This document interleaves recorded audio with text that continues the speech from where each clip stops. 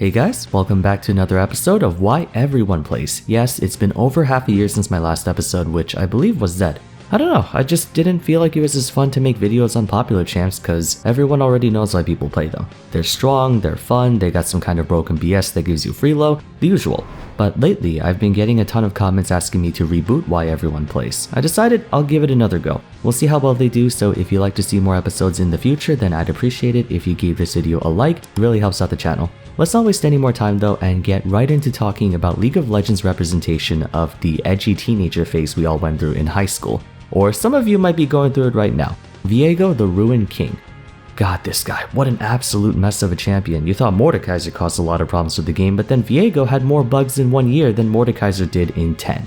Anyways, he's one of the newer champions released just a little over a year ago in fact, but he's made quite an impression, that's for sure. A skirmishing jungler with the ability to transform into champions he takes down presents many questions. But one thing's for certain, his introduction put 2020's lineup to shame, and that's saying a lot. I think it's safe to say Riot took whatever cookie cutter stencils they had and threw them in the trash, because now I don't think even they know what the rules for their game are anymore.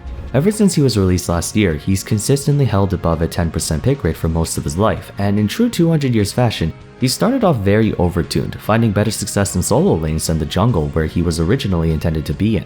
Even now, after he's been knocked down a few pegs, Viego is a very common sight, roughly 1 in every 8 to 10 games I would say, and that number climbs higher the further you go up the ranking ladder. People already can guess what the reasons attesting to his popularity are, but I want to break down specifically what about him is so enticing. A large part of it is due to the level of exposure he got. Much like how Yona was highlighted during the Spirit Blossom event, Viego also had a long-spanning event of his own, the Ruination. I'm not gonna go into the details about why it sucked, I think enough YouTubers talked about it already. Besides, I talk about game design more than I talk about lore, so let's start by discussing his most controversial gameplay element, his passive, and how it ties to the rest of his playstyle. If you were to examine all the pentakill reset champs like Master Yi, Samira, Pyke, Katarina, Darius, and so on, there's a way for each of them to completely fumble or miss timing, which can ruin their chances of destroying the enemy team. For Darius and Pyke, if they fail to deal the killing blow or miss their ultimate. For Samira, she needs to build up style points again, which usually takes at least a couple seconds. Katarina's ultimate can be cancelled, thus temporarily halting her momentum. Either way, contrary to what many people think, each reset champion does have a window of vulnerability or a way to prevent them from resetting altogether. Viego not only has the most forgiving reset mechanic among his peers, but he has the safest and most consistent chain killing condition as well.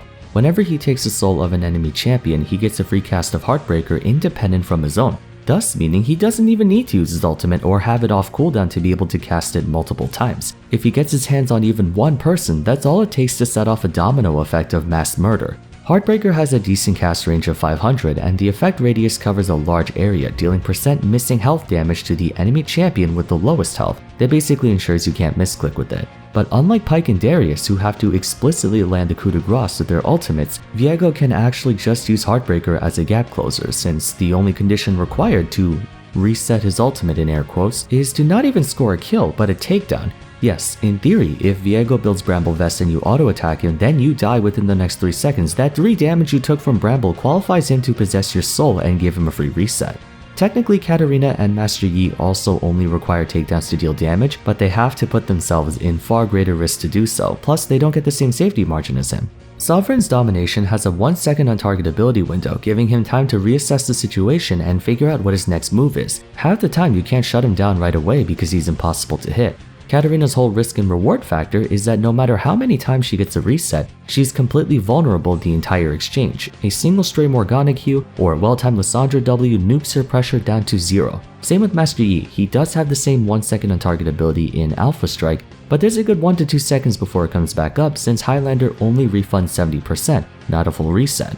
Viego doesn't get access to his free Heartbreaker for 1.5 seconds, but heals a good chunk of health and gains 3 fresh abilities. Depending on which champion he stole, that can easily buy him the time required for the lockout period, upon which he can repeat the cycle again and again and again. Slayers in general are very high risk, high reward. If they fail their combos or miss timing, it's very easy for you to turn the fight around against them. Viego doesn't have any condition at all. You don't need to build stacks or set up daggers or kill someone in a set time frame. He literally just has to damage an opponent to get the snowball going. It's thanks to this that he has the undisputed best advantage state out of any champion in the game. Anyone and everyone. I know I tend to speak in hyperboles, but I don't think anyone doubts the sheer force at which Viego overwhelms you just by getting a soul at the start of a fight. Reset after reset after reset while healing between each one while becoming untargetable for 1 second between each one. The only way you can stop his rampage is by killing him outright. If he's alive, that means he's always a threat, no matter what point in time or what the situation is. Against someone with resets, you might think, oh, if they're really far behind, then they're not that worrisome, which is a fair point to make. Katarina isn't the scariest if she has only 2 items while everyone else has 4. Common sense would assume the same conclusion can be made for Viego, who is also a Slayer, but regrettably, even that doesn't apply to him. Viego is the only skirmisher in the game. I repeat, the only skirmisher who is dangerous no matter how weak he is because he can turn your own team's strength against you. Granted, not at full capacity given he can't use their ultimates, but since he acquires not only your abilities but your stats, attacks, and even your items, being stronger than him is in some cases a detriment for your team. Remember, all Viego needs to do to activate Sovereign's domination is to inflict damage to someone, even 1 damage. Sylas is notorious for being a huge counter to enemy teams with high-value ultimates like Malphite, Orianna, Fiddlesticks, Nunu to name a few, and Viego is the same for their basic abilities. It does suck not being able to use their most powerful ability, but some champs have very dangerous Qs, Ws, and or Es. He can assimilate Camille and get access to a Cho'Gath ult for a Q. He can turn into Jax and jump onto your team, then stun everyone. He can become Blitzcrank and hook someone into his team. Forget how strong they are or how many items, Viego can essentially turn your own team's win condition against you. Think about it. This is a champion who has access to almost 30 abilities each game, at least 4 from each of your team plus his own 5 and summoner spells. There's no limit to what his pressure ceiling is. Of course, this also means you need to know what all 150 something champions do in the game. And no offense, but jungle mains have notoriously bad game knowledge, so they may not know how to use the power he steals to its fullest effect. True, but the idea that he's able to do all of this is what draws people in. There's endless playmaking potential with this guy, and his base kit can set him up for those plays too. I'm not saying a 1-9 Viego is as dangerous as a 9-1 Viego. The weaker he is in his base form, the harder it is for him to get that first soul and survive long enough to take it, especially since he has a very bad disadvantage state to offset his borderline overpowered advantage. That's sort of how it is for aggressive characters in general. They can dish it out, but they can't take it. A lot of their abilities are geared more towards attacking, not retreating. Even so, that's a privilege only he has. I can think of a mile-long list of individual basic abilities that completely turn fights around. Wind Wall, Rocket Grab, Riposte, Whimsy, Miasma, Hollowed Mist, Haymaker, Personal Space, Pick a Card, Event Horizon. There are so many that straight up carry team fights on their own. That's what attributes to his popularity the most. Viego is an incredibly flexible champion with limitless possibilities. Just like how there's never a game where you have the exact same 10 champions with the exact same situations, there will never be 2 games where he plays the exact same, both experientially and practically. This makes him an extremely fun champion to play as you'll never get bored of him. You might be wondering what's the difference between experiential and practical. Experiential is, as you can guess, the experience of playing a champion, how it feels to play them. This is the #1 aspect of a popular champion. Are they fun to play? Can they be used for a lot of situations? Do they have explosive playmaking potential, Reddit clips, montages? Is there a big difference between a good player of that champ and a bad one? And more importantly, is there a tangible reward to mastering that champion? Viego is one of those champions people will always play no matter how weak he is because you can play 1,000, no, 10,000 games on him and not get bored. I mean, how can you? He feels like a DLC character from Smash Bros with all these extra features. Now, his base kit may not seem like much to write home about given how straightforward his Q, W, and E are, but when he transforms, it's interesting to experiment with what works well in what circumstances. He's normally a short-range duelist, but if he transforms to Lee Sin, he has access to 2 long-range dashes. If he transforms into Lulu, suddenly he can support his team and keep them alive. And the best part is, he can discard his current form whenever he wants to. You can transform into Morgana, throw a Q, give yourself a black shield, then ult back to your base form, and now you have a target rooted in place for 3 seconds while you're immune to CC and have your normal abilities. That applies to every champ with persistent effects. One time I saw Viego kill the enemy Veigar, drop Event Horizon, then use Heartbreaker to knock 3 members of the enemy team into the cage perimeter. As much as I hate to admit it, the benefit of stealing abilities is that you can mix and match them any way you like. Does it make for an incredibly overloaded champion? Absolutely, but I'd be lying if I said it wasn't fun.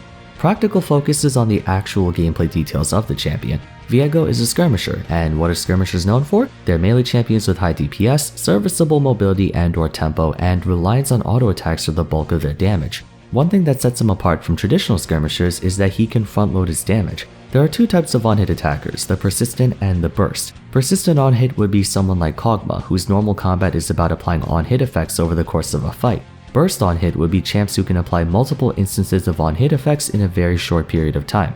A good example would be Fiora or Kled. Fiora's standard burst combo is Q, auto, blade work to reset, then Gore Drinker before finishing with final auto. That's 4 auto attacks in about 1 to 2 seconds. Kled's violent tendencies is 4 attacks back to back to back with very high attack speed. Easiest way to put it is to compare the 2 keystone runes, Lethal Tempo and Hail of Blades. One is for long drawn out fights, the other is for quick hits. Viego's Blade of the Ruined King has a passive component that causes each of his attacks on hit to deal bonus current health damage, reminiscent of the actual item Blade of the Ruined King, which has the same effect. He also strikes twice whenever landing Q or W on a target. A standard combo with Viego would be auto, W, auto twice, then Q auto twice. 5 attacks in a short period of time. 5 on hit effects in about 2 seconds is the same as having 2.5 attack speed without needing 2.5 attack speed. Viego can easily shred through opponents with his attacks, both tanks and squishies, making him a solid fighter and sometimes assassin on occasion. His different metrics also allow for multiple build paths. There are 3 standard Viego builds: full crit with Shield Bow or Kraken Slayer, Essence Reaver, and Infinity Edge. Then there's on hit effects with Blade of the Ruined King, Wit's End, and then Bruiser build with Divine Sunderer.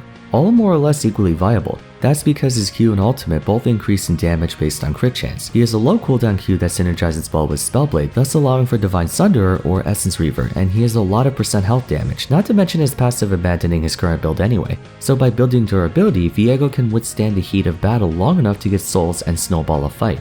While he's not nearly as mobile as the likes of Master Yi, he's far less conditional. A straightforward rushdown playstyle or quick trades is good enough for him. He doesn't have to commit too much to a fight if he doesn't want to, whereas Yi does. His base kit is simple, but the number allocations allow him multiple build paths from his full crit damage to on-hit duelist to bruiser. Each of them have ways to acquire souls more easily. The more damage you do, the easier it is to burst someone. Conversely, the tankier you are, the higher likelihood of surviving long enough for someone to die. Honestly, the only thing keeping him from being flat out oppressive is his awful disadvantage state. He plays very much like a strike first type champion. If he's on the offensive, he rips everyone to pieces, but if you engage on him, he doesn't quite have the same BS that other skirmishers do. It's not like he can do 80% max health true damage or become invincible for 5 seconds. He takes a lot more patience and discipline to play well since his base kit lacks a lot of the traditional defensive measures. I think Viego will forever be one of those champions that are always popular. He can be perma hard stuck 46% win rate and people will still pick him up because the highs are so much better than the lows. He's an easy jungler to pick up in the sense that his Q, W, E, and ultimate are very straightforward, but his passive leads to a mountain of different combinations and scenarios other champions couldn't even dream of. Not sure if it's really healthy design though. Yona's issue is that he blatantly disregards the expected flaws a skirmisher is supposed to have. Low range and primarily single target damage given that all of his abilities are AoE, and he can gap close on you from 90 miles away. Viego isn't too far off that either. On his own, yeah, he's all single target, doesn't have the worst mobility but certainly not the best, and his range is low. It's rather easy to kite him if you're playing a long range attacker. But when you factor in his ability to transform into other champs, suddenly his class defining weaknesses are made null and void. In my opinion, it's a terrible idea to give skirmishers a reset mechanic because they already have such amazing uptime. So you're giving them high burst potential on top of being able to chainsaw, raises a few points for debate.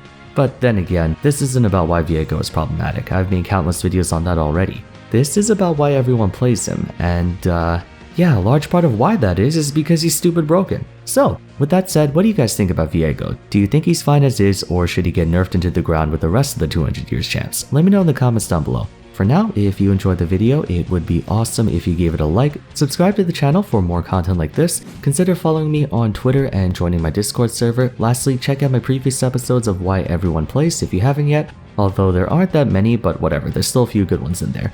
Until next time though, thank you all so much for watching, and I look forward to seeing you again soon. Take care.